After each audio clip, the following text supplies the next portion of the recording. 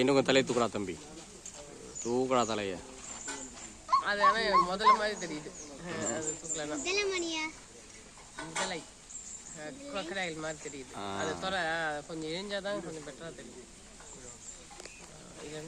நம்ம camera zoom பண்ணி அடிச்சு அது உள்ள பதுங்கிடுச்சு. அல்ல உருளும். அடுத்த உருளை அதுதாங்க பயங்கரமா. பத்தியா இந்த 4 காலு எடுத்து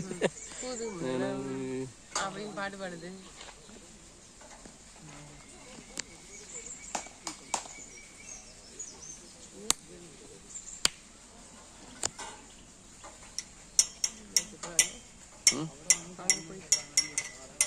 அப்படி எப்படி இங்கே வா, அப்படி நம்ம மீன் தெரியுதா? ரைட், அவ்வளோதான்.